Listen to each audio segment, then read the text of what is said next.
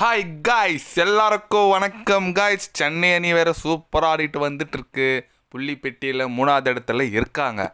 ஆனால் இப்போது சென்னை ரசிகர்களுக்கு ஒரு பேட் நியூஸ்னே சொல்லாங்க. அதை நான் பார்க்கும்போது என் மனசும் ரொம்ப கவலையாயிடுச்சுங்க.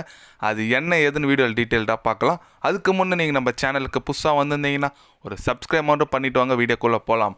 அது என்னன்னு பார்த்தீங்கன்னா, நம்ம தலை தோனி இன்ஜுரி ஆகிருக்குங்க. அவர் ஸ்டார்டிங்லேருந்தே ஒரு கால் வலியோடு தான் ஆடி இருக்காரு. ஒரு இன்ஜுரியில் தான் ஆடிட்டு வந்துட்டுருக்காரு. இப்போ பார்த்தீங்கன்னா அந்த இன்ஜுரி ரொம்ப சிவியராக ஆகிட்டுருக்கு. அவரால் நடக்கக்கூட முடியல. ப்ராக்டிஸ் கூட ரீசெண்டாக வந்து விளையாடல அப்படின்னு சொல்லிட்டு சிஎஸ்கே அஃபிஷியலாக விட்டுருக்காங்க. அவர் அடுத்த போட்டி விளையாடுவதே சந்தேகம் தான் சொல்லிட்டாங்க. ஏன்னு கேட்டிங்கன்னா அவருக்கு பெயின் ரொம்ப இருக்குங்க. ஸ்டார்டிங்கே அவரை கொஞ்சம் எப்படி சொல்கிறது, அவர் பார்த்தீங்கன்னா கூட ரொம்ப ஓவர் வந்து ஆட மாட்டார். கடைசி ஒரு ஓவர் இல்லை 2 ஓவர் தான் வந்து ஆடுவார். ஏன்னா அதுமாரி தான் ஃபினிஷரும் ஒரு விக்கெட் கீப்பராக வச்சுருந்தாங்க அவரை. ஆனால் இந்த மாதிரி இப்போது ரொம்ப சிவியராக ஆகிட்டோன்னே அவரால் ஒன்றும் பண்ண முடியல. அடுத்த மேட்ச் விக்கெட் கீப்பிங்காக அவர் பண்ணுவாரான்னு ஒரே சந்தேகமாக இருக்குங்க. அவருக்கு பதிலாக வேறு எந்த பிளேயரை பேசிகிட்டு இருக்காங்கன்னு தெரியல. ஆனால் கான்வே இப்போது ரெடியாக இருக்கிறதா கொஞ்சம் தகவல் வெளியே இருக்குது. சப்போஸ் நம்ம இந்த பத்திரானா முஸ்தபிசர் ரஹ்மான்லாம் போனதுக்கு பதிலாக கான்வேவை எத்தனை வரத்துக்கு நிறைய சான்ஸ் இருக்குதுன்னு சொல்லி பேசிகிட்டு இருக்காங்க. அது ஒன்றும் கான்வே வர்றது அஃபிஷியலாக இல்லை, வெறும் பேசிட்டு மட்டும்தான் இருக்காங்க.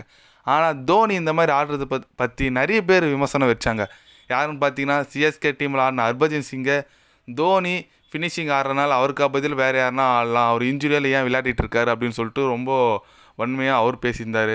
அதுக்கப்புறம் பார்த்தீங்கன்னா இர்ஃபான் பத்தான், அவர் தோனி ஒரு இன்ஜுரியில் 9வது டவுன் இறங்கி விக்கெட் கீப்பராக இருக்கிறதுக்கு ஒரு யங் பிளேயர் விக்கெட் கீப்பராக ஒரு பேட்ஸ்மேனாக கொடுத்தா கண்டிப்பாக ஃப்யூச்சரில் அவங்க சிஎஸ்கேக்கு யூஸ்ஃபுல்லாக இருப்பாங்க அப்படி இப்படின்னு சொல்லிட்டு நிறைய விமர்சனம் வைக்கிறாங்க.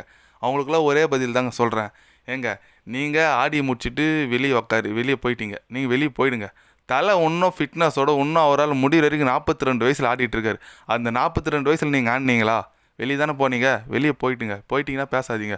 தலை உன்னோட ஃபிட்னஸ் வச்சு ரசிகருக்கோசரம் எவ்வளோ கஷ்டப்பட்டு ஆடிட்டுருக்காரு. இன்னும் கூட அவர் நினச்சா இந்த சீசனு ரெஸ்ட் எடுக்கலாங்க. அவருக்குன்னா எர்த்த காசு கொடுக்க மாட்டேன்னு சொல்லுவாங்க. நினச்சிருந்தா அவர் ரெஸ்ட் எடுக்கலாம். ஆனால் ரசிகர்கள் என்னை பார்க்க வராங்க, அவங்களுக்கு கண்டிப்பாக நான் என்னோடய ஃபேஸை காட்டணும்னு சொல்லிட்டு ரசிகர்களுக்கோசரம் இந்த வழியோடு ஆடிட்டு வந்துட்டுருக்கிற பிளேயரை இப்படி பேசுகிறது ரொம்ப வருத்தளிக்குது. ஆனால் தலை தோனி தாங்க. இந்த சீசன் அவர் ஆடின மேட்ச் எல்லாமே கால் வலியோடு தான் ஆடியிருக்காரு.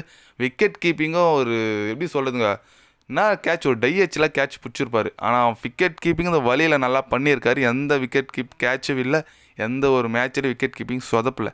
அதனால் இப்படியாப்பட்ட பிளேயர் சென்னை அணியில் ஆடிட்டு இருக்குது ரொம்ப மகிழ்ச்சியான விஷயம். ஆனால் இப்போது அவர் இன்ஜுரியால் அடுத்த போட்டி விளையாடுவதுன்னு சொல்லிட்டு சந்தேகமாக இருக்கிறது ரொம்ப வருத்தத்தை அளிக்குது. நம்ம பார்க்கலாம் எந்த அளவுக்கு அவரோட இது இருக்குது. ஒரு மேட்ச் மிஸ் பண்ணுவாரா, 2 மேட்ச் மிஸ் பண்ணுவார். ஏன்னா வர மேட்ச் எல்லாமே முக்கியமான மேட்சிங்க, வின் பண்ண வேண்டிய மேட்ச். அதனால் தோனி இல்லாதது ரொம்ப வருத்தம் அளிக்குது. வெயிட் பண்ணி பார்க்கலாம் எந்த மாதிரி ஒரு டிசிஷன் இன்னும் அஃபிஷியலாக சிஎஸ்கே மேனேஜ்மெண்ட் கிட்ட வருதுன்னு சொல்லிட்டு வந்துச்சுன்னா கண்டிப்பாக சேனலை நான் அப்டேட் பண்ணுறேன். இது போன்ற ஸ்போர்ட்ஸ் நியூஸை தெரிஞ்சுக்கணுன்னா சேனலை சப்ஸ்கிரைப் ஐக்கான் பண்ணிக்கோங்க. கண்டிப்பாக கிரிக்கெட் பற்றி, முக்கியமாக ஐபிஎல் பற்றி day by day channel update வரும். மறக்காமல் சப்ஸ்கிரைப் மட்டும் கொஞ்சம் பண்ணி வச்சுக்கோங்க. அப்புறம் தோனி இந்த மாதிரி இன்ஜுரி ஆகிருக்குது பற்றி நீங்கள் என்ன நினைக்கிறீங்கன்னு சொல்லிட்டு கமெண்டில் தட்டிட்டு போங்க. நன்றி, வணக்கம்.